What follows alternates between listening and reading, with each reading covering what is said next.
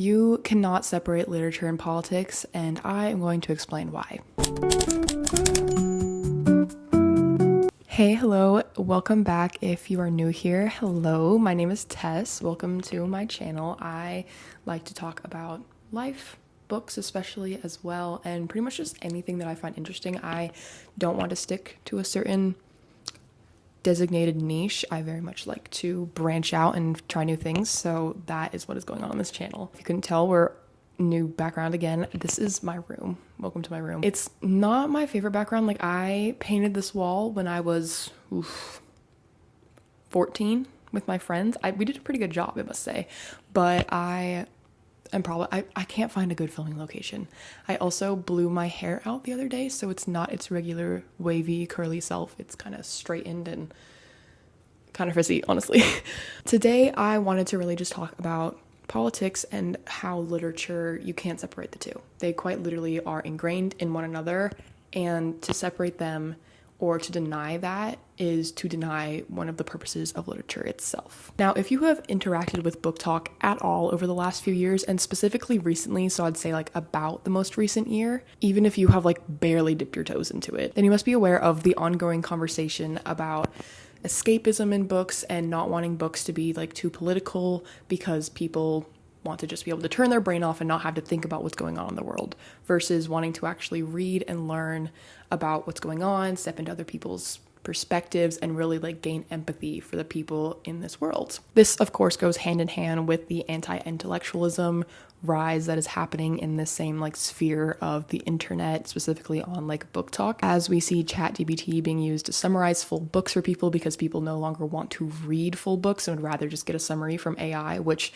is something that is explicitly warned against in Fahrenheit 451, because it literally is like the beginning of how burning the books actually ends up happening, which the whole story revolves around. That is like the dystopian part of that story. And now this is also a nuanced topic. It is not something that is clearly like, no, we should never read escapism books. We should never let our minds rest. We should never read fluffy books, as I like to call them, because I do think there are times when you do want a book that is just easy to digest. You don't have to think too hard while reading it. But I think solely reading books like that is, as I said before, denying literature what it was truly meant to be, which is something that's thought-provoking, something that builds empathy for one another. It is something that allows you to look at someone's life through a different perspective and through their perspective. Reading books that really attempt to comment on the human experience and the variety of experiences that we all have.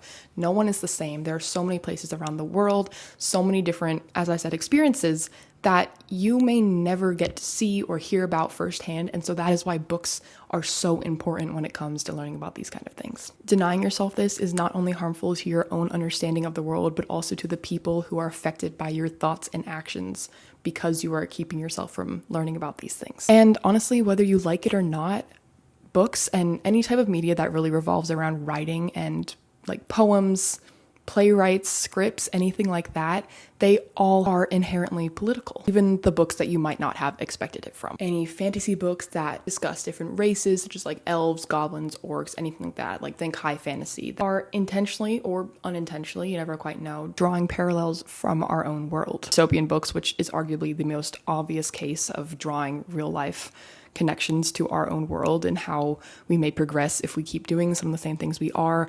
Obviously, like Divergent, Hunger Games especially is a very good example of how lacking human empathy and just inflicting very harmful practices on one another can lead to such extreme circumstances. Lit fic books also really delve into these because they really explore different human experiences, connections between humans, love, one of the most powerful emotions, as well as like hate, envy, all these different things. They just really dive into those like parts of life that you won't always be able to experience because you have your path and where you're going in your own life, and sometimes people live very different lives, and it's very good to build that understanding of everyone because that is what builds empathy. And what this all really revolves around is the fact that politics are ingrained into quite literally every aspect of our lives. The music we listen to, the movies we watch, the friends that we make, the people we interact with, the books that are written to be read are all inherently political. And I don't say this to make you panic or force you into some kind of existential dread, because I get it. It is scary and it's kind of a big thing to process, but because our world so desperately needs a wake-up call in so many more ways than one. See, as I said before, reading has the amazing ability to put you into the perspective in the lives of other people that you may never get to experience yourself. People who have lived through vastly different experiences. We get the chance to see the world through someone else's eyes, while also feeling their emotions and seeing their thoughts. No other form of media can quite achieve what literature and books can to the same degree. In my opinion, at least. You probably could argue with that. But if we deny books from exhibiting such power, we deny the very reason why they came into existence. People wanted to spread ideas and show people that they were thinking and feeling by encapsulating it into words. Like, how cool is it that we get to take a glimpse into authors who are long dead, who lived in very different time periods, who lived thousands of years ago, who lived in parts of the world that may never be the same as they once were, or we may never just get to experience ourselves.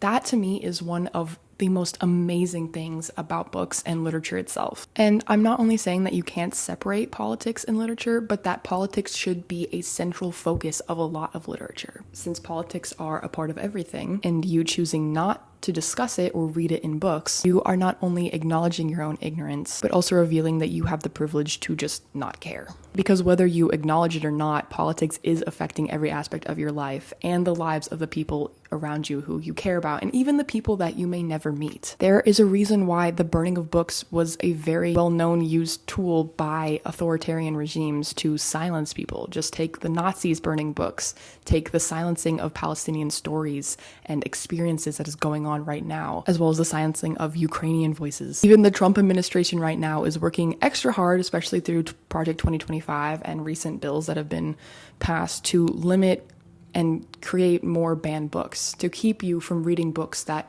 question authoritarian regimes, show that how awful they are, and just show that so many things that are happening, like propaganda, the silencing of certain media types, is happening. And if we don't do anything about it, it's just going to get worse. This also includes banned books such as ones that discuss race, anything regarding the LGBTQ community, colonialism, imperialism, anything like that is being banned or is in the process of being banned. And so many of well-known, loved, beloved books are already banned. And luckily, because libraries are amazing and a lot of other booksellers like Barnes & Nobles and stuff actually push for you to read these books because they have them on special shelves, we luckily still have access to those books, but we never know how long that could last. This is why it is so important to read books that actually make you think, that make you mad, because how could such awful, horrible things be happening or could have happened to people, and yet some people just still stay silent, don't do anything, and keep their head down and pretend like nothing's happening. Books that make you want to stand up and actually do something for the people who are being persecuted, who are being genocided, who are experiencing the horrors of life right now, and who have in the past. It doesn't have to be actively happening for there still to have been consequences from the past actions that are playing out right now. As I said earlier, it is when we ignore these things or we don't do anything about them and we just pretend like nothing's happening, turn a blind eye, is when these things get worse. I think it truly couldn't be put any better than when Martin Luther said, "In the end, we will remember not the words of our enemies, but the silence of our friends." Because it's sad. It's sad to see people who are actively choosing not to engage with this type of media, with these type of politics, because they just don't want to be a part of it. They don't want it to be in their lives. And I get it. It's stressful. It hurts sometimes. It's hard to open your phone and see videos of people from Palestine begging for you to send them money because they have nothing. It's hard because it's happening, and it's a lot harder to not look at and to just turn a blind eye when you're directly facing it on your phone. But imagine what it's like to actually be there. To actually be watching your friends and your family die, to not have any food, to be starving, to not have any medical supplies. It's things like this where it's like, at the very least we can do is read books that challenge us and make us change something about what's happening. That is the very least we could do. And yet people still refuse to do that. And so I think that, as I said before, literature and politics, first of all, they can't even be separated, and they should not be separated. They should be ingrained in one another. Because books are one of the most amazing forms of media, in my opinion at least. And to take that away and to force it to only be fluffy, anything like that, we lose one of the main reasons why books were created in the first place. Because not only to tell stories, but telling stories is how you connect people together. It's how you make people understand each other's actions and the way they've acted in the past in the present and how they might in the future. It's similar to how people always say that the reason we study history is so that we won't repeat the same mistakes of the past. And while obviously that's not happening because we are seeing those same mistakes and awful actions time and time again, especially right now with just everything that is happening in the world, books are a large part in how we learn about history. I mean, historical fiction books, great example of how you can learn about something through a story and understand someone's perspective through that. So I'm really just urging people to read books that are political, read banned books, go to your libraries, do anything to teach yourself about things. Because when we stay ignorant, when you stay uneducated, that is how you are taken advantage of. Especially if you have the opportunity to be educated, there are so many people around the world who do not have the opportunity to, who don't have books, who don't have school. And if you do, use it. Take advantage of it. I really am begging you, because it really hurts to see people who have every opportunity to do something and yet they don't, because they have privilege. I have privilege. A lot of people have privilege. And the least we could do is use it for something good. So thank you so much for watching. This was a bit of like a rant. I did research some of it. I did type out a little script and all that. But a lot of it is from the heart. Guys, this is something that I'm really passionate about. I'm really trying to start making more content that is truly something that I really want to talk about. I am a deeply political person. I'm someone that will bring it into every single argument or any single conversation because it's important and stuff needs to be talked about. And so getting to put that on my channel is something very refreshing to me and something that I wish I saw more people talking about these things. So why not I talk about them is kind of my perspective on it. So thank you so much for watching. Go read a book, go learn something. And I love you so much. And thank you for supporting my channel. If you really like this content, leave a like, subscribe, comments, anything like that. And yeah, I love you so much. Thank you for watching.